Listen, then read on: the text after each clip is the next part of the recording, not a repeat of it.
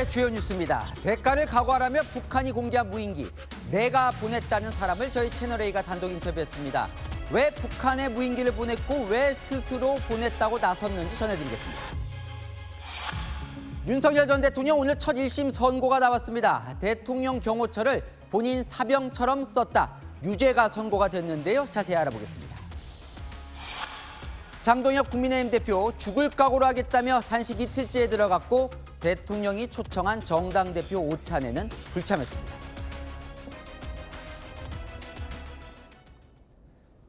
뉴스 시작합니다. 저는 동정민입니다. 윤석열 전 대통령 그동안 특검과 치열하게 재판정에서 다퉈왔는데요. 이제부턴 결정의 시간입니다. 계엄 이후 시작된 8개 재판 중 오늘 첫 1심 판결이 나왔습니다. 특검이 징역 10년을 구형한 건인데 1심 선고 결과는 징역 5년이었습니다. 첫 소식 송정현 기자입니다. 피고인 일어서십시오. 주문. 피고인을 징역 5년에 처한다. 체포 방해 등의 혐의로 재판을 받아온 윤석열 전 대통령에게 징역 5년이 선고됐습니다. 윤 전 대통령이 받은 8개 재판 중 첫 1심 선고로 앞서 특검은 징역 10년을 구형했습니다. 재판부는 지난해 1월 경호처를 동원해 공수처의 체포를 막은 행위, 비상계엄 국무회의에 국무위원들을 선별적으로 불러 심의 의결권을 침해한 혐의를 모두 유죄로 판단했습니다.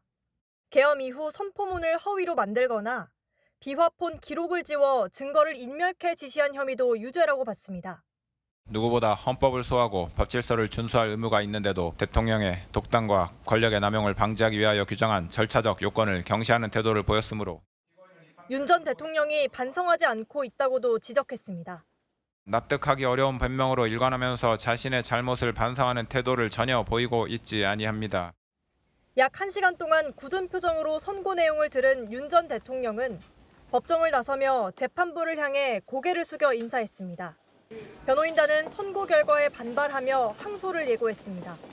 내란 우두머리 사건의 선고일이 2월로 이미 결정되어 있음에도 급하게 한 달을 앞당겨서 결심을 하였고 피고인의 방어권에 부당한 영향력을 행사하였습니다. 윤 전 대통령은 다음 달 19일 내란 우두머리 혐의 재판 1심 선고도 앞두고 있습니다. 채널A 뉴스 송정현입니다.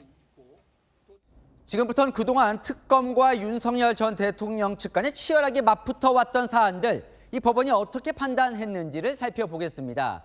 계엄 이후에 공수처가 체포 시도에 나섰을 때 윤 전 대통령 적법하지 않다며 응하지 않고 경호처가 차벽도 쌓았었죠.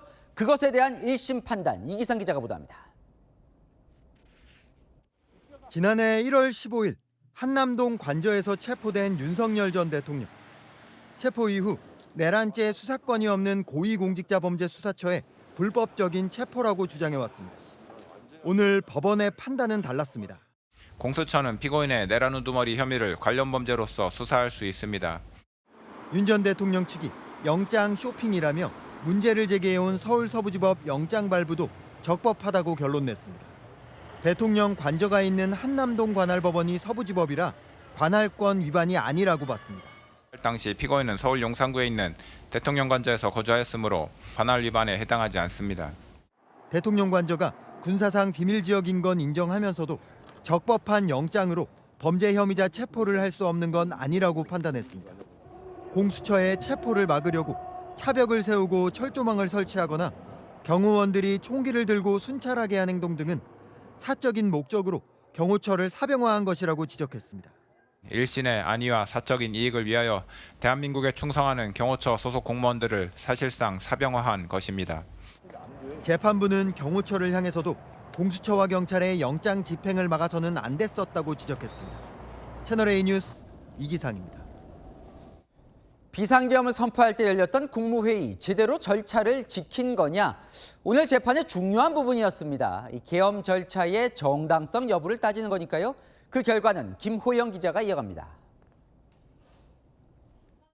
비상계엄 선포 직전인 지난해 12월 3일 밤, 윤석열 전 대통령과 한덕수 전 총리가 용산 대통령실 접견실로 들어섭니다. 한눈에 봐도 비어있는 자리가 많습니다. 당시 대통령실은 일부 국무위원들에게만 회의 소집을 통지하고 7명에게는 연락하지 않았습니다. 재판부는 국무위원들의 심의권이 침해당했다고 판단했습니다. 국무위원 전원을 소집 못할 만큼 긴급 상황도 아니었고 기본권을 침해할 수 있는 국가 긴급권 행사를 결정하는 자리였던 만큼 모두의 의견을 듣고 신중을 기했어야 했다고 꾸짖었습니다. 대통령으로서는 계엄 선포 여부를 결정함에 있어 평시에 국가 현안에 관한 국무회의에 있어서보다 국무위원 전원의 의견을 더욱 경청하고 신중을 기하였어야 합니다. 비상계엄 선포문을 사후 작성한 행위도 유죄로 판단했습니다. 계엄 나흘 뒤인 12월 7일 서명한 서류를 계엄 선포 전 국무회의 직후에 서명된 것처럼 허위로 작성했다가 폐기한 사실을 인정한 겁니다. 자신을 향한 수사에 대비해 비화폰 통화 기록 삭제를 지시한 행위도 유죄로 판단했습니다. 다만 대통령실 해외 홍보 비서관을 시켜 헌정질서 파괴 뜻이 없다는 메시지를 외신 기자들에게 보낸 건 범죄로 증명되지 않았다며 무죄로 판단했습니다. 채널A 뉴스 김호영입니다. 네, 한기자 법조팀 최지영 기자 나와 있습니다. 이것부터 좀 물어볼게요. 사실은 재판이 막 이제 좀 여러 개라 일단 비상계엄을 내란이다. 이게 중요한데 이게 인정이 된 거예요, 오늘? 비상계엄이 내란이다 이렇게 명시하진 않았다. 하지만 비상계엄 선포 절차에 위법이 있었다고 판단했다. 이렇게 보시면 되겠습니다. 내란죄 이 본류 재판은 그제 특검이 사형을 구형했고요. 다음 달 19일 선고를 앞두고 있습니다. 오늘 선고가 난 건 체포 방해 혐의 재판입니다. 오늘 선고를 한 백대현 부장판사는 이 재판에서 내란 혐의에 대한 판단은 포함 안 된다라고 했지만 오늘 판결을 보면 윤 전 대통령 입장에서 불리한 내용이 적지 않아 보입니다. 일단 뭐 그때 이제 예전 생각이 좀 나더라고요, 보니까. 당시 이제 윤 전 대통령 체포할 때 공수처가 이 내란죄를 수사할 권한이 있느냐, 여기에 대해서 이제 판단을 한 거예요. 맞습니다. 공수처의 내란죄 수사권 자체는 명확하게 인정을 했습니다. 재판부가 오늘 가장 긴 시간을 들여서 설명한 부분이기도 한데요. 윤 전 대통령은 공수처는 내란죄 수사권이 없기 때문에 기소 자체가 위법이다. 그러니까 공소 취소해야 한다. 이렇게 주장했거든요. 오늘 재판부는 직권남용 혐의 수사권을 가진 공수처가 관련 범죄인 내란 혐의도 수사할 수 있다. 이렇게 결론 내렸습니다. 이거 영장 쇼핑 부분도 이제 얘기가 나왔던 건데 그러니까 공수처가 서울 서부지법에서 발부받은 윤 전 대통령 이 체포영장. 그러니까 왜 서울중앙지법으로 안 갔냐 뭐 이런 논란이었잖아요. 이것도 맞습니다. 이제 판단이 나온 거죠. 맞습니다. 재판부는 정당하게 영장이 발부가 됐고 윤 전 대통령 기소 과정도 문제가 없다 이렇게 판단했습니다. 그동안 윤 전 대통령 측 주장을 돌아보면 이렇습니다. 공수처법은 1심 관할법원을 서울중앙지법으로 정해놨는데 공수처가 영장을 받기 쉽게 서울 서부지법으로 골랐다라는 겁니다. 하지만 재판부는 대통령 관저가 한남동에 있었고 서울 서부지법의 관할 지역이라 이렇게 청구해 받은 체포영장은 관할권 문제도 없다 이렇게 봤습니다. 이거는요. 비상계엄 선포문을 당일이 아니라 사후에 만들어냈다. 이것도 지금 죄가 인정이 된 거죠. 맞습니다. 재판부는 계엄 선포문을 사후적으로 만들어낸 것에 윤 전 대통령이 참모진들과 공모했다 이렇게 봤습니다. 이 선포문 계엄 선포 사흘 뒤인 12월 6일에 작성이 됐거든요. 다음 날 윤 전 대통령과 한덕수 전 국무총리 등 이 서명을 했었는데 마치 계엄 선포 전에 작성한 것처럼 가짜로 만들고 나중에 문제가 될까 봐 파기까지 지시했다 이렇게 판단했습니다. 그러면 이건 본류, 이 내란죄 재판에 영향을 미칠 수도 있는 겁니까? 사실 국무회의 심의 의결 과정도 문제가 있었고 선포문도 사후에 위조했다는 게 오늘 재판부 결론이거든요. 내란죄 본류 재판에선 비상계엄이 적법하게 그리고 정당하게 선포된 것이냐가 핵심 쟁점인데 오늘 판결만 봤었을 때 1차적으로 불법적이라는 판단을 내놨다 이렇게 볼 수가 있겠습니다. 그럼 이제 다음 달에 이제 내란죄 재판은 지기현 재판부가 하잖아요. 지기현 판사. 그렇죠. 그러면 오늘 나온 이 재판 결론에 영향을 받는 거예요? 이 결론에 맞춰야 돼요? 재판부가 다르다 보니까 물론 전혀 다른 결론을 낼 수도 있습니다. 다만 내란죄 선고를 한 달 앞둔 지기현 재판부에서 오늘 판결을 참조할 수밖에 없을 텐데요. 공수처의 수사권 인정 그리고 비상계엄 선포문의 허위 작성 여부 국무회의의 절차적 흠결 문제 모두 지기현 재판부에서 판단을 내려야 할 핵심 쟁점인데 오늘 체포방해 재판부는 분명하게 결론을 내렸습니다. 내란죄 재판부 입장에서는 어떤 결론을 내리려 하느냐에 따라서 오늘 선행 판결이 심리적 부담을 더해줄 수도 있고 반대로 덜어줄 수도 있는 상황인 겁니다. 마지막으로 이거 하나만 물어볼게요. 이거 특검이 구형을 징역 10년을 했는데 징역 5년이 선고된 건 또 이유가 있겠죠. 사실 특검의 경우에는 5개 혐의 형량을 모두 더해서 징역 10년을 구형했습니다. 하지만 오늘 재판부는 범죄 사실 전체를 따져서 징역 5년을 선고했거든요. 일부 혐의지만 무죄가 나온 부분을 감안한 겁니다. 외신의 계엄이 정당했다고 공보하게 지시한 직권남용 혐의를 무죄로 봤는데요. 재판부는 비상계엄에 대해선 이 대통령실 입장이 일부 사실관계가 부합하지 않아도 국민 알 권리가 침해된다고 보기는 어렵다고 하면서 범죄가 아니다 이렇게 판단을 했습니다. 잘 들었습니다. 아는 기자 최주영 기자였습니다. 자, 지금부터 예고해드린 단독 보도 시작하겠습니다. 최근 북한은 우리 측이 무인기를 날렸다며 맹비난했죠. 군경 합동 TF는 오늘 한 무인기 제작자를 용의자로 특정해 소환 조사를 하고 있습니다. 그런데 한 30대 남성이 북한에 무인기를 보낸 건 본인이라며 채널A에 인터뷰를 요청했습니다. 오늘 경찰 조사를 받은 그 제작자는 본인 요청으로 무인기를 제작만 했다고 주장했습니다. 저희는 여러 검증을 거쳐 이 30대 남성이 실제 북한에 무인기를 보냈을 가능성이 있다고 보고 보도를 결정했습니다. 남영주 기자의 단독 보도입니다. 제가 정말 비행기 날린 건 맞으니까 내가 쉽게 말해서 우리 국민들, 우리 사회 분들을 너무 많이 놀래켰겠구나 이 생각이 제일 먼저 들었습니다. 30대 대학원생 A씨는 최근 북측이 공개한 무인기는 본인 소행이라고 주장했습니다. 그러면서 지난해 9월부터 총 3번 무인기를 보냈다며 날짜를 특정했습니다. 북한이 적시한 2번의 시점과 일치합니다. 북이 공개한 파란색 무인기는 본인이 위장색을 칠한 거라고 주장했습니다. 다만 외관상 정말 틀림없이 내가 띄운 게 맞다. 맞습니다. 제가 칠한 걸 그 무늬가 지구상에 또 있긴 힘드니까요. 수제니까요. 북한에 있는 분들이 보질 않길 바래서 일종의 위장색을 제가 칠했었습니다. 지인이 중국 온라인 마켓에서 본체를 산 뒤 1차 개량했고 본인이 카메라를 달아 날렸다고 했습니다. 이 날개가 탈부착식입니다. 근데 이 부분이 덜렁덜렁 거려서 제가 쇠 이음을 꽂아두고 마스킹 테이프를 해놨거든요. 지난해 11월 개성 지역에서 찍은 영상이라며 이번에 북한이 공개한 사진과 비슷하다는 점도 강조했습니다. 최대 6시간 뒤면 돌아오도록 설정했는데 2차례 돌아오지 않았다고 했습니다. 뭔가 잘못됐구나 하는 거죠. 어디 북한에 가서 떨어졌겠구나 생각. 많이 걱정했습니다. 내가 원하던 게 아닌데. 채널A 뉴스 남영주입니다. 그럼 바로 드는 의문은 도대체 왜 북한의 무인기를 3번이나 날렸을까 하는 겁니다. A씨는 이렇게 말합니다. 북한 예성강 위에 우라늄 공장이 있는데 방사능 수치를 확인하고 싶었다고요. 박선영 기자의 단독 보도를 이어갑니다. A씨는 북한에 보낸 무인기에 방사선 측정기를 달았다고 했습니다. 그리고는 북한 예성강 위의 평상군에 위치한 우라늄 공장으로 보냈다고 주장했습니다. 우라늄 공장, 거기 있는 방사선이랑 중금속 오염도를 측정해 보려고 드론을 날렸었습니다.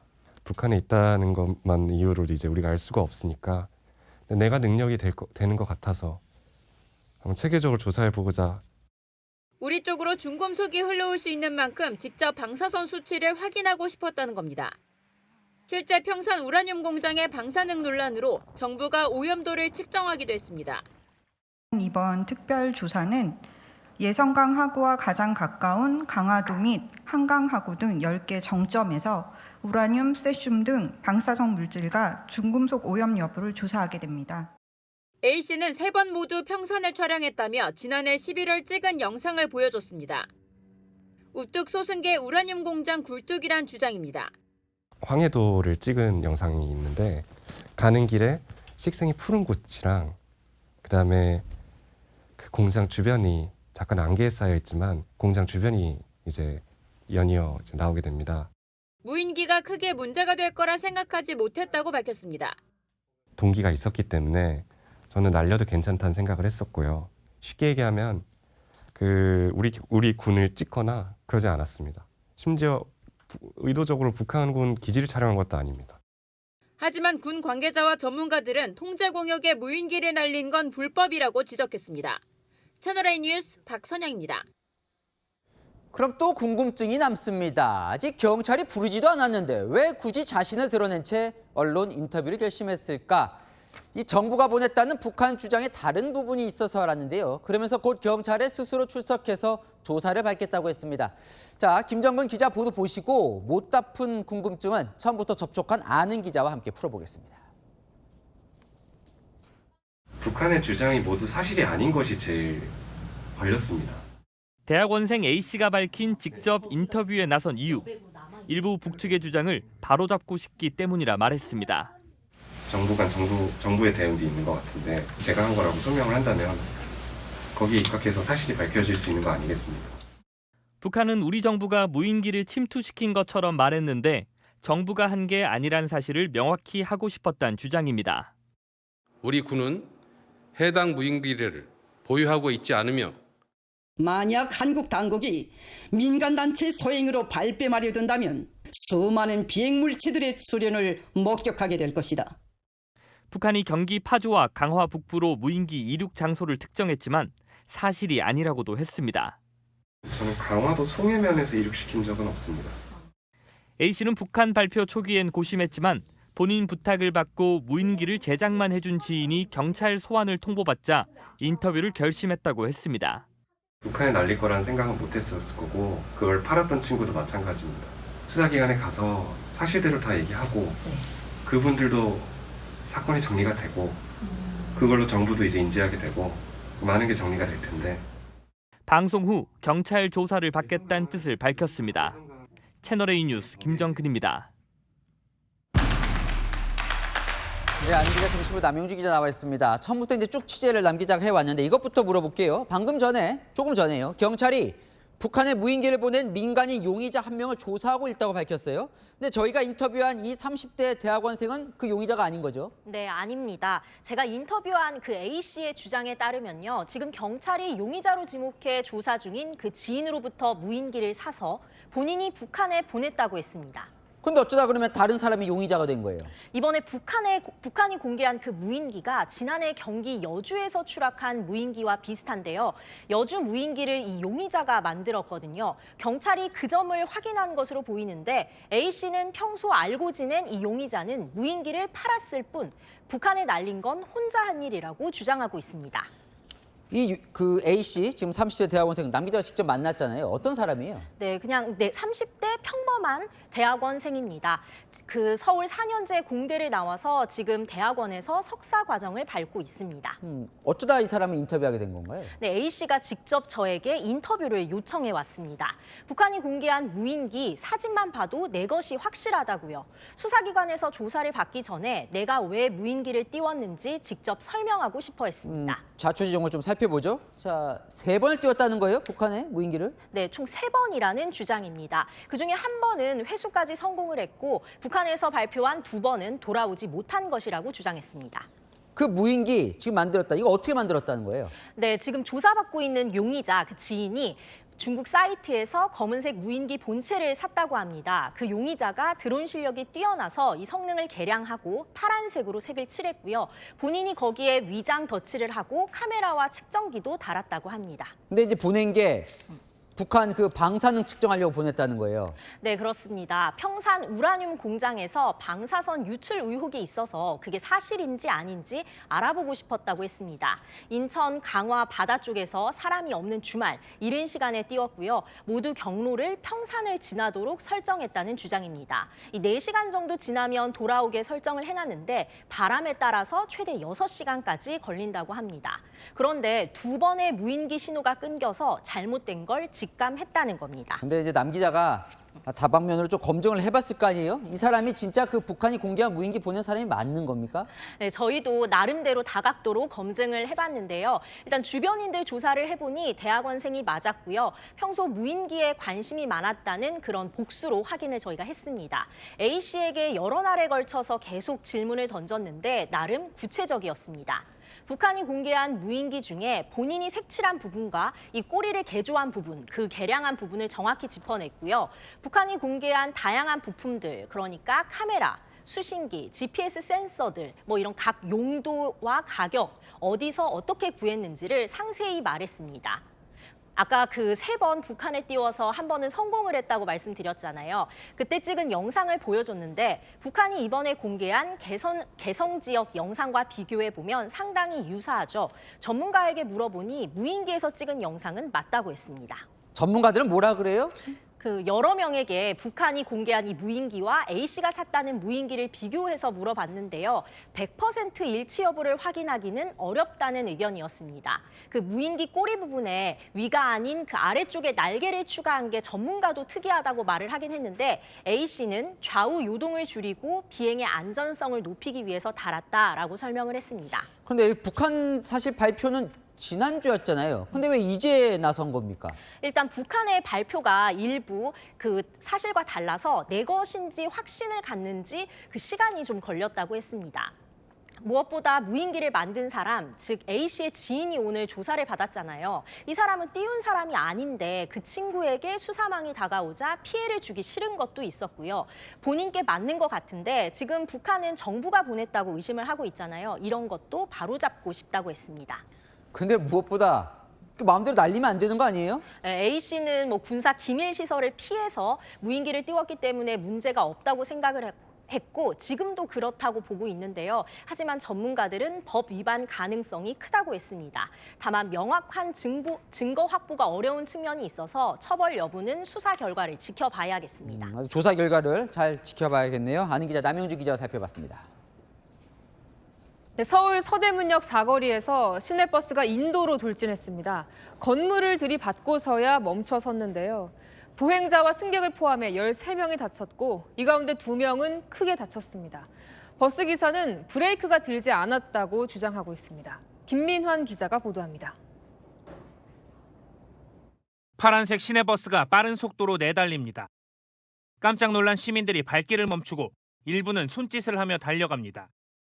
서울 서대문역 근처에서 시내버스가 인도로 돌진한 건 오늘 오후 1시 15분쯤. 사거리를 통과하다 승용차와 보행자를 잇따라 친 뒤 건물을 들이받고 나서야 멈춰 섰습니다. 폭발 터지는 소리처럼 쾅쾅 소리가 쾅쾅 들리고 그 차 안에 있는 승객들도 굉장히 우왕좌왕하면서 막 뛰어댕기다가 좌회전을 좀 급하게 하는 느낌이었습니다. 곧바로 이제 그 교통섬이랑 근처에 계시던 시민분들이 좀 미처 버스를 피하시지 못한 게 아닌가. 버스는 펜스를 뚫고 인도로 돌진했는데요. 유리창은 대부분 깨져 있고 건물을 들이받은 버스 앞부분은 심하게 찌그러졌습니다. 이 사고로 버스를 몰던 50대 남성 운전자 등 13명이 다쳤는데 버스에 치인 보행자 2명은 중상을 입었습니다. 버스 기사는 갑자기 방향을 튼 이유에 대해 브레이크가 들지 않았다고 진술한 걸로 전해졌습니다. 검사 결과 음주나 약물 복용 흔적은 발견되지 않았습니다. 경찰은 국립과학수사연구원에 사고 버스를 보내 결함 여부 등을 확인하고 정확한 사고 원인을 조사할 방침입니다. 채널A 뉴스 김민환입니다. 네, 서울 강남의 판자촌 구룡마을에서 큰 불이 났습니다. 판잣집들이 다닥다닥 밀집해 있어 불길을 잡는 데만 8시간이 걸렸습니다. 몸만 겨우 빠져나온 주민들은 하루아침에 삶의 터전을 잃었습니다. 정유나 기자가 보도합니다. 시뻘건 불길이 집집마다 타오르고 쉴 새 없이 뿜어져 나오는 시커먼 연기가 하늘을 뒤덮습니다. 뒤쪽으로 가세요. 위험해요. 소방대원들이 계속 물을 뿌려보지만 마을을 집어삼킨 불길은 인근 야산으로 옮겨 붙었습니다. 서울 강남구 구룡마을에서 불이 난 건 오늘 새벽 5시쯤. 합판과 비닐 등으로 지은 판잣집이라 불길이 빠르게 번지면서 진화에 어려움을 겪었습니다. 안개와 미세먼지 때문에 시야가 좋지 않아 헬기 투입도 오후에야 이뤄졌습니다. 이곳은 판잣집들이 촘촘히 있던 곳인데요. 지금은 흔적을 알아보기 힘들 만큼 잿더미로 변했습니다. 아직도 이곳에서는 연기가 피어오르고 있습니다. 불길이 완전히 꺼진 건 화재 발생 8시간여 만인 오후 1시 반쯤이었습니다. 인명피해는 없었지만 이재민 180여 명이 하루아침에 삶의 터전을 잃었습니다. 지금 뭐 누가 올라가니까 완전히 운동장이 되겠더래. 아무것도 못 건져. 심정은 이루 말할 수도 없고. 소방당국은 잔불 정리를 끝내는 대로 화재 원인을 조사할 예정입니다. 채널A 뉴스 정윤아입니다. 장동혁 국민의힘 대표 단식 이틀째입니다. 오늘 2차 종합특검이 본회의를 통과하자 통일교 특검, 공천 비리 의혹 특검을 수용을 주장하면서 죽을 각오로 하겠다는데요. 텐트 치고 전기장판에 소금을 마시며 하는 이 단식 현장 모습 강보인 기자가 취재했습니다. 장동혁 대표가 단식을 선언한 지 만 하루가 다 돼갑니다. 원래 비어 있었던 로텐돌 한켠에는 잠을 청하는 텐트가 설치됐습니다. 또 통일교 공천 뇌물 특검을 요구하는 백드롭과 X배너도 설치됐습니다. 책상, 의자만 놓였던 어제와 달리 오늘은 전기장판에 캠핑용 침낭, 핫팩까지 갖춰졌습니다. 장 대표, 성경을 읽다가 이어폰을 낀 채 무언가 듣기도 합니다. 단식 선언 후 소금과 물만 먹었다는데 심정을 묻는 채널A 질문에 죽을 각오로 라고 답했습니다. 단식 현장에는 야권 인사들 발길이 이어졌습니다. 혼자 너무 진짜 희생을 많이 하시는 것 같아서 마음이 아픕니다. 19시간 가까이 2차 종합특검 필리버스터를 마친 천하람 개혁신당 원내대표도 들렀습니다. 50m 거리에 있는 더불어민주당 대표실이나 원내대표실까지는 그 목소리가 들리지 않는다고 하는 거에 대해서 매우 안타깝게 생각합니다. 힘들어 죽겠습니다. 영화하시오. 2차 종합특검 법안은 민주당 주도로 오늘 통과됐습니다. 야당은 7월까지 수사가 가능하고 지자체도 대상으로 넣은 건 6월 지방선거를 겨냥한 거라고 반발했습니다. 지금은 야당 자치단체장들이 많기 때문에 그 부분에 대해서 타격을 주겠다는 노골적인 정치적 의도를 포함한 법안이거든요. 정청래 민주당 대표는 장 대표 단식은 투쟁이 아닌 투정이자 쇼라고 비판했습니다. 채널A 뉴스 강보인입니다. 김병기 민주당 의원 제명 결정 나흘이 지났지만 아직 윤리심판원은 징계 결정문을 발송하지 않고 있습니다. 이 작성에 상당히 공을 들이는 모습인데 그 사이 김 의원은 동료 의원들에게 흡소 전략을 펴는 것으로 전해집니다. 이솔 기자가 보도합니다. 민주당 윤리심판원이 김병기 의원 제명을 의결한 건 지난 12일. 통상 하루 이틀이면 나오는 징계 결정문이 나흘이 지난 오늘까지도 김 의원 측에 송달되지 않은 것으로 파악됐습니다.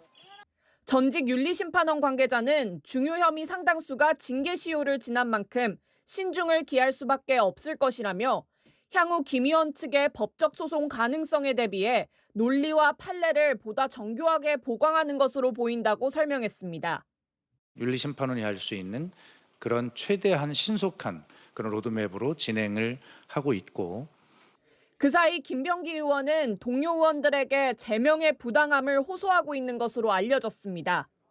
김 의원 측 관계자는 격려 전화를 받는 경우도 있고 제명까지 가는 건 과도하다는 당내 기류 변화도 일부 감지하고 있다고 전했습니다.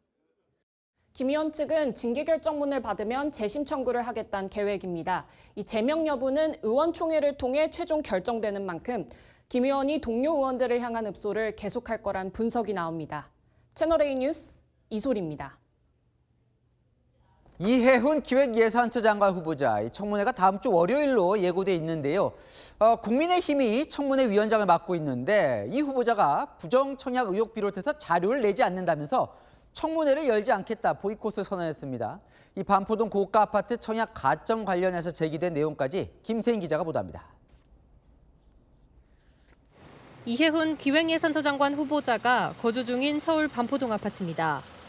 지난 2024년 7월 이 후보자 배우자가 청약을 넣었고 가점 74점으로 당첨됐습니다.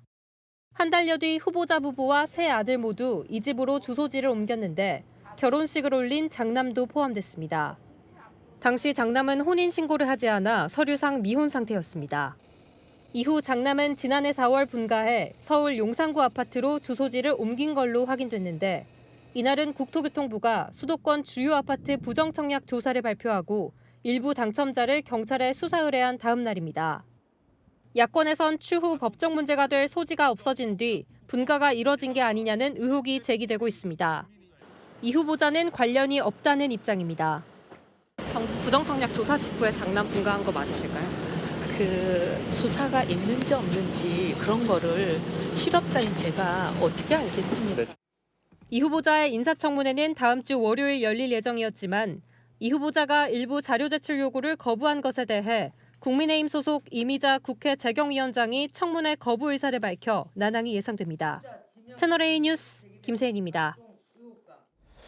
서울특별시 3개가 생긴다. 자, 오늘 김민석 총리 서울시에 준하는 특별시 2개가 생긴다고 발표했습니다. 지금 대한민국의 광역시는 17개가 있죠. 지방선거 때 광역단체장 17명 뽑잖아요. 그게 15개로 줄어들 걸로 보입니다.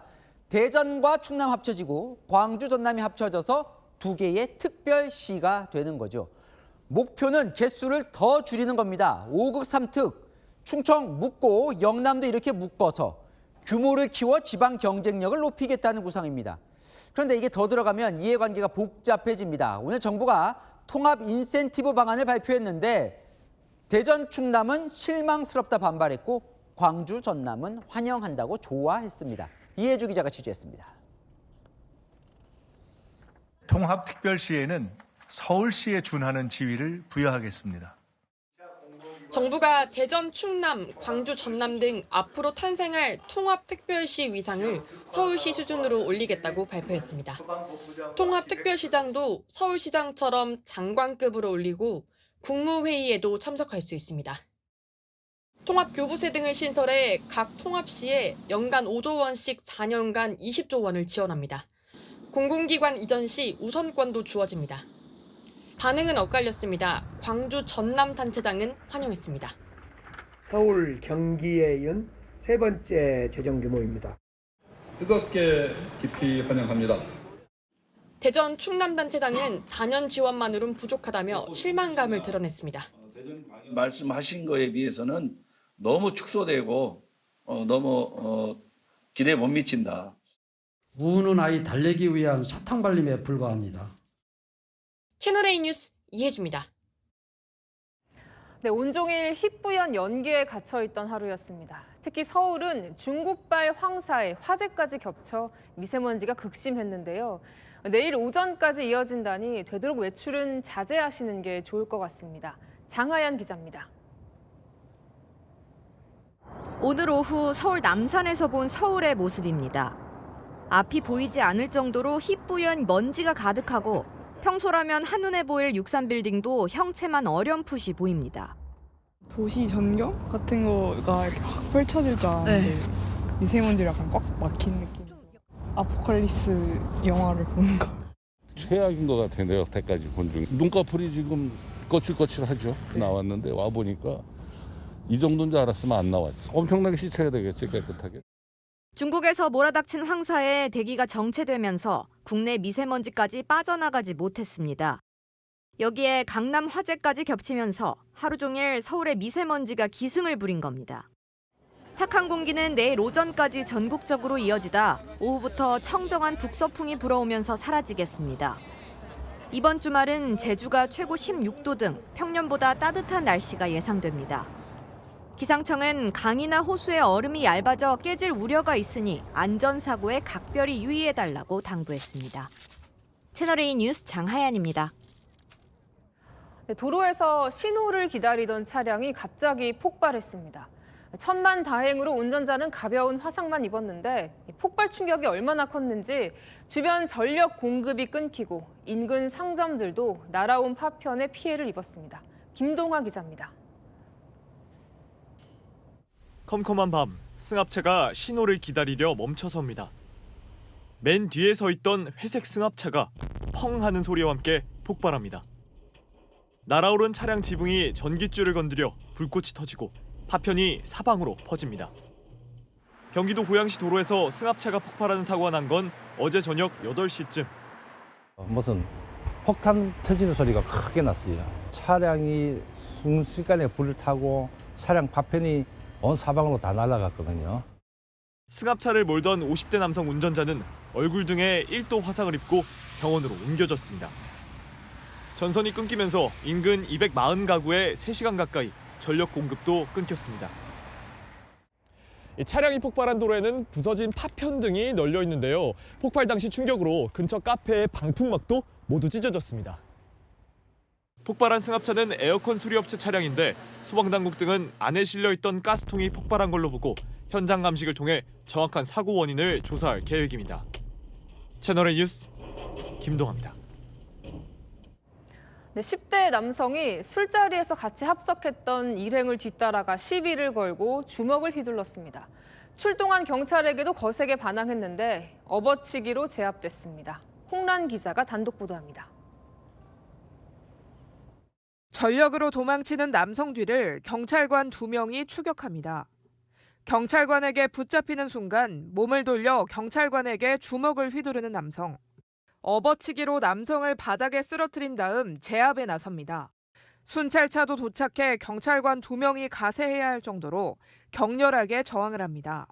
이 남성은 술집 앞에서 20대 남성에게 주먹질을 한 혐의로 체포됐는데 술집에서 합석했던 20대 남성과 일행인 여성에게 술집 밖에서 연인 사이가 맞냐며 시비를 걸고 싸움을 벌였습니다. 이쪽 앞이었던 것 같은데 여성의 신고를 받고 출동한 경찰이 한 차례 싸움을 말리고 분리시켰지만 또다시 싸움이 벌어지자 결국 10대 남성을 체포했습니다. 경찰은 10대 남성을 폭행 혐의로 입건해 구속영장을 신청하는 방안을 검토 중입니다. 채널A 뉴스 홍란입니다. 네, 쿠팡이 채용 과정에서 수집한 지원자들의 운전면허 번호를 동의 없이 갖고 있다가 고용당국 검사를 앞두고 급히 파기했다는 주장이 제기됐습니다. 개인정보를 이렇게 허술하게 관리했던 걸까요? 광민경 기자가 단독 취재했습니다. 지난 2020년 11월 14일 쿠팡 인사업무 관련 담당자가 쿠팡 고위 임원 등 8명에게 보냈다는 이메일입니다. 참조 수신인에는 당시 수석 부사장이었던 해롤드 로저스 현 쿠팡 대표 이름도 보입니다. 발신자는 채용절차법 관련 중요한 의사결정을 내렸다며 현재 보유 중인 운전면허 번호를 즉시 파기라고 적었습니다. 쿠팡 전 개인정보보호 최고 책임자는 입사 지원자들의 서류에 있는 운전면허 번호를 파기한 정황이라는 취지로 이 메일을 고용당국에 제출했습니다. 운전면허 번호 같은 개인 고유 식별 번호는 별도 동의가 필요한데 당시 쿠팡의 개인정보 동의서는 일반 정보에 대한 동의만 명시돼 있었다는 겁니다. 이 메일은 쿠팡에 대한 고용당국의 채용절차법 점검을 6일 앞둔 시점에 보내졌습니다. 중요한 정보 또는 오남용이 될 경우에 피해가 큰 정보들을 별도로 확인해서 동의받도록 한 것이거든요. 쿠팡 측은 메일 내용의 진위 등을 묻는 질의에 해임된 전 임원의 왜곡되고 일방적인 주장이라고 반박했습니다. 채널A 뉴스 광민경입니다. 네, 지난해 경북 일대를 초토화했던 이른바 괴물 산불. 그 시작이 된 의성 산불을 낸 성묘객과 농민에게 집행유예가 선고됐습니다. 당시 역대 최악의 산불 피해를 낳았는데 판결에선 어떤 점이 고려됐는지 배유미 기자가 취재했습니다. 화염과 연기가 강풍을 타고 밀려옵니다. 소방관들은 몸을 웅크리며 겨우 버팁니다. 지난해 3월 경북 의성에서 시작된 산불은 강풍을 타고 안동과 봉화, 영양을 거쳐 동쪽 끝 영덕까지 번졌습니다. 149시간 동안 9만 9천 헥타르의 산림이 잿더미가 됐습니다. 26명이 숨지고 31명이 다치는 등 피해도 컸습니다. 묘지를 정리하거나 과수원에서 쓰레기를 태우다 대형 산불로 확산하게 한 혐의로 50대 성묘객과 60대 농민이 재판에 넘겨졌습니다. 산불 냈다 관련된 거 인정하시나요? 아니요. 아닙니다. 절대 아닙니다. 검찰은 이들에게 현행법상 가장 무거운 형량인 징역 3년을 구형했습니다. 오늘 1심 법원은 징역형 집행유예를 선고했습니다. 산불로 인한 피해가 매우 중대하나 다른 산불과의 결합 등을 사전에 예견할 수 없었다며 양형 이유를 밝혔습니다. 채널A 뉴스 배유미입니다. 네, 6월 둘째 주 금요일인 12일 부산 전역의 호텔 숙박 요금이 평소보다 많이 뛰었다고 합니다. 10배 넘게 오른 곳도 있다는데요. 성수기도 아닌데 왜 이런 일이 벌어진 건지 배영진 기자가 취재했습니다. 100여 개 객실을 보유한 호텔입니다. 6월 12일까지는 5달 가까이 남았지만 객실은 일찌감치 동이 났습니다. 또 다른 호텔은 평소 5만 원 하던 객실이 이날 10배 넘게 올랐습니다. 그나마 할인이 들어간 가격입니다. 저희가 올려놓은 거는 뭐 200만 원대로 다 올려놨는데 사이트 내에서 그 할인 상품이 들어갔어가지고 70, 80 그렇게 되시는 것 거예요. 이날 부산 대부분 호텔은 일찌감치 모두 마감됐습니다. 그나마 남은 객실은 평소보다 몇 배 이상 비싼 가격을 내야 합니다. 그룹 BTS가 4년 만에 완전체로 여는 월드 투어에서 6월 12일과 13일 부산 공연이 확정됐기 때문입니다. 국내외 팬들이 숙소 예약에 몰려들면서 지역을 가리지 않고 예약 전쟁이 벌어지고 있습니다. BTS가 콘서트를 진행한다라고 되어 있어가지고 공지가 올라오고 나서 저희 예약이 엄청 많이 들어온 부분이라서. 앞서 2022년 BTS 무료 콘서트 때도 일부 숙박업소들이 평소보다 비싼 요금을 받아 질타가 쏟아지고 있습니다. 이런 논란이 재현될 조짐을 보이고 있는 겁니다. 하지만 현행법상 막을 방법이 없습니다. 받는 금액을 로비 입구 쪽에다 게시만 하면 저희 쪽에 어떻게 할 수 있는 그건 없습니다. 부산시는 공연 기간 호텔 현장 점검과 계도에 나설 계획이지만 숙박 요금을 둘러싼 논란은 불가피해 보입니다. 채널A 뉴스 배영진입니다. 네, 두바이 쫀득 쿠키, 이른바 두쫀쿠 들어보셨나요? 요즘 품절 대란을 일으킬 정도로 인기인데 이 쿠키가 헌혈의 집에도 등장했습니다. 무슨 일인지 김태우 기자가 현장에 다녀왔습니다. 평일 오후인데도 헌혈센터 대기실에 빈자리를 찾기 어렵습니다. 헌혈을 하면 두바이 쫀득 쿠키, 이른바 두쫀쿠를 나눠준다는 이벤트를 한다는 소식에 사람들이 몰린 겁니다. 수량이 한정된 경우가 많거든요. 어느 카페를 가도 하나에 6,000원 이상씩 하면은 조금 가격이 부담스럽단 말이에요. 헌혈이 부족해서 많이 힘들다고 들었는데 오늘 이런 행사를 해서 그런데 생각보다 앞에 대기 인원도 많고 사람. 헌혈한 후에 보통 과자와 음료수 등을 나눠주는데요. 오늘은 여기에 두바이 쫀득 쿠키까지 주는 겁니다. 젊은 층의 헌혈이 감소하자 헌혈 독려 유인책으로 두쫀쿠를 활용한 겁니다. 혈액원에 따르면 오늘 이벤트를 진행한 7곳 헌혈센터의 방문자 수는 일주일 전보다 44%가량 늘었습니다. 두쫀쿠 열풍이 번지는 가운데 전문가들은 과도한 섭취는 자제해야 한다고 조언합니다. 혈당을 굉장히 빠르게 올리고 동시에 또 지방 소화되기 때문에 고혈당 상태가 좀 오래 유지돼서 췌장이랑 혈관에 좀 부담을 줍니다. 활동량이 있는 낮 시간에 나눠서 먹거나 물이나 차와 함께 섭취하는 것이 좋습니다. 채널A 뉴스 김태우입니다.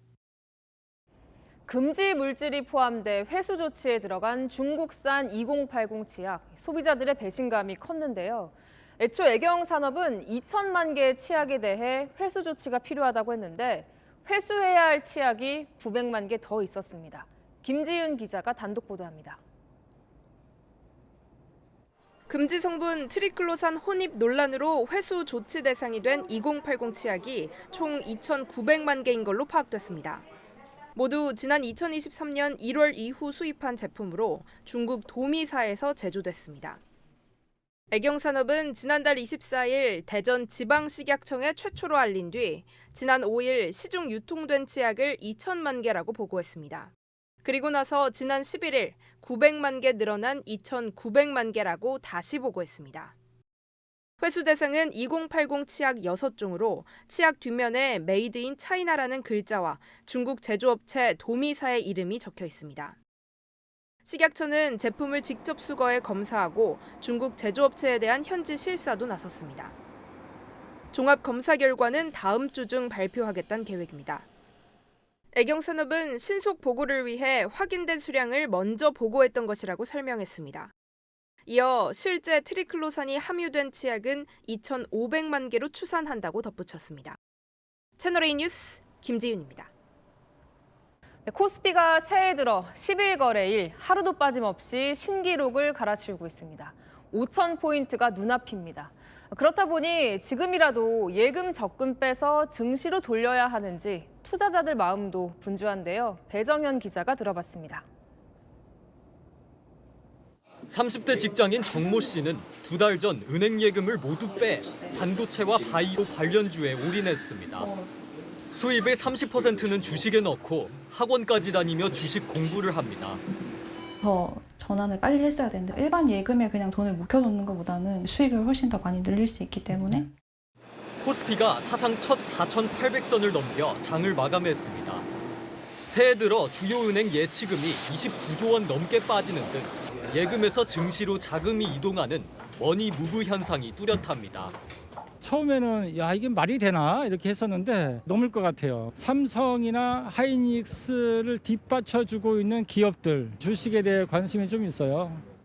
사실은 고민을 최근에 조금 했었어요. 다시 국장으로 돌아올까. 이렇게 많이 오른 거를 저도 처음 온 것 같아서. 5,000피까지 3.2% 남은 가운데 전문가들의 전망은 긍정적입니다. 실적 전망이 치고 올라가면서 튀어오른 거거든요. 반도체뿐만 아니라 다른 업종들에서 얼만큼 실적이 나올지가 좀 관건이라고는 보고 있습니다. 오늘 코스피 시가총액은 처음으로 4,000조 원을 돌파했습니다. 채널A 뉴스 배정현입니다. 이란 반정부 시위가 3주째 접어들면서 소강 상태를 보이는가 했더니 이 시위 진압 과정에서 캐나다인이 숨진 걸로 확인되면서 캐나다가 강력 규탄에 나섰습니다.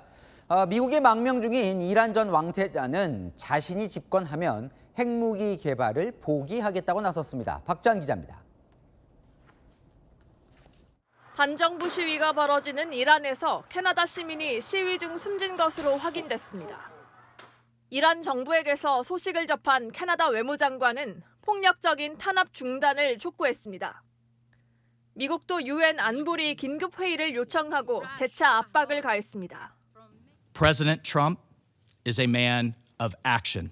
He has made it clear all options are on the table to stop the slaughter. 백악관은 트럼프 대통령이 이란에서 예정됐던 사형 800건 중단 소식을 보고받았다며 추가 살인이 있으면 응당한 조치를 예고했습니다.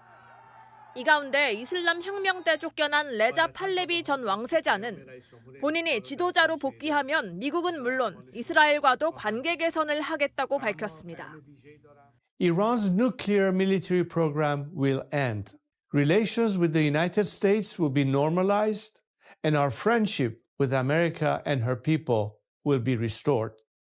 그러나 팔레비의 지도력에 회의적인 트럼프 대통령은 만날 계획이 없음을 분명히 했습니다. 채널A 뉴스 박지한입니다.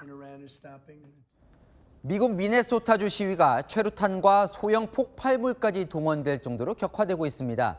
이민 단속에 반발을 하는 건데요. 이 트럼프 대통령 시위 진압을 하기 위해 그리고 공대를 동원하기 위해 내란법을 발동할 수 있다고 경고했습니다. 뉴욕에서 조아라 특파원이 보도합니다. 최루탄이 요란하게 터지고 시위대를 해산시키려는 소형 폭발물이 불을 뿜습니다. 시위대는 불꽃을 되던지며 맞섭니다. 시내에선 이민세관 단속국 알스 요원과 시민들의 충돌도 끊이지 않습니다. 시위가 약해질 기미가 보이지 않자 도널드 트럼프 미국 대통령은 주정부 동의 없이 군대를 사용할 수 있는 내란법 카드를 꺼내들었습니다. 트럼프 대통령은 미네소타 정치인들이 선동가들이 알스 요원들을 공격하는 것을 막지 않는다면 내란법을 발동할 수 있다고 경고했습니다. We did discuss the Insurrection Act. He certainly has the constitutional authority to utilize that. 백악관은 알스 단속 방식을 문제 삼은 기자에게 강하게 반발하기도 했습니다. So you're a biased reporter with a left-wing opinion. 민주당 소속 미네소타 주지사와 미니애폴리스 시장은 트럼프 대통령은 혼란이 더 커지길 바란다며 평화적 시위를 촉구했습니다. 뉴욕에서 채널A 뉴스 조아라입니다. 베네수엘라의 야권 지도자 마차도가 트럼프 대통령에게 자신이 받은 노벨 평화상 메달을 선물했습니다.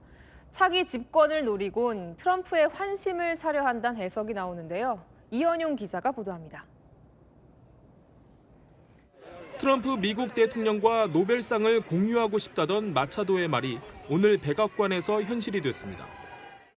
The people of Bolivar are giving back to the heir of Washington a medal, in this case a medal of the Nobel Peace Prize, as a recognition for his unique commitment with our freedom.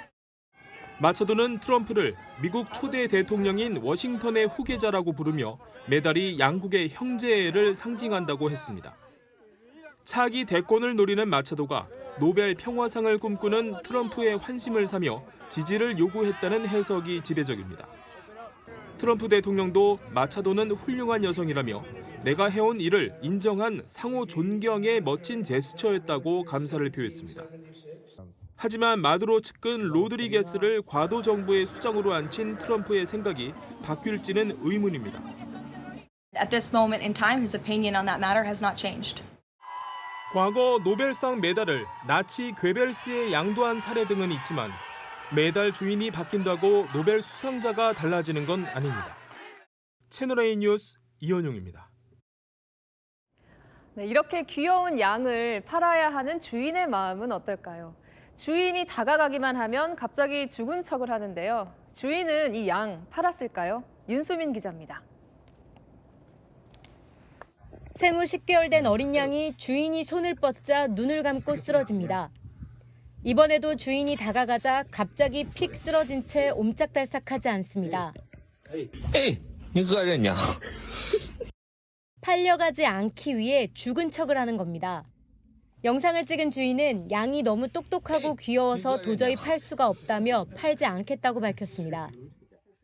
복면을 쓴 채 눈만 빼꼼히 내놓은 도둑. 고급차를 훔친 뒤에 자랑 삼아 복면을 벗고 영상을 찍습니다. 어리숙한 도둑은 이 영상이 덜미가 돼 경찰에 붙잡혔고 6년간 감옥살이를 하게 됐습니다.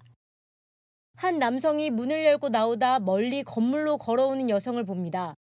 이 남성, 가던 발걸음을 돌려 문을 잡아줍니다. 여성이 문으로 들어가고 다시 가던 길을 가던 순간 커다란 철 구조물이 떨어집니다.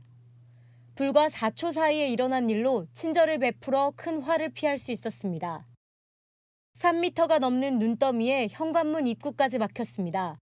창문을 열었더니 온통 하얀색. 손으로 찍어보니 엄청나게 쌓인 눈더미입니다. 삽으로 쌓인 눈을 파내고 나서야 간신히 집 밖으로 나갈 수 있습니다. 강아지도 함께 눈을 헤쳐나갑니다. 러시아 캄차카 반도에서는 한 달 평균 강설량의 60%가 하루에 쏟아지면서 주민들의 일상이 눈에 갇혀버렸습니다. 채널A 뉴스 윤수민입니다. 이번 주말 추위로 인한 큰 불편은 없겠습니다. 다만 다음 주 눈비가 온 뒤 맹추위가 시작됩니다. 주말 동안은 무난한 겨울 날씨 예상됩니다. 서울 토요일 영하 4도에서 3도, 일요일은 영하 4도에서 6도로 예년 이맘때와 비슷합니다. 오늘 서울에 올해 첫 초미세먼지 주의보가 내려졌는데요. 내일부터 대기질이 차츰 회복되고요. 모레는 전국 대기질 좋음에서 보통 수준 보입니다. 문제는 다음 주인데요. 월요일 중부에 눈비가 내리고 나면 화요일 하루 만에 10도 떨어집니다. 서울 아침 영하 12도로 올겨울 최저 기온이고요. 체감상 영하 18도까지 곤두박질합니다. 날씨였습니다. 뉴스에 마칩니다. 시청해주셔서 감사합니다.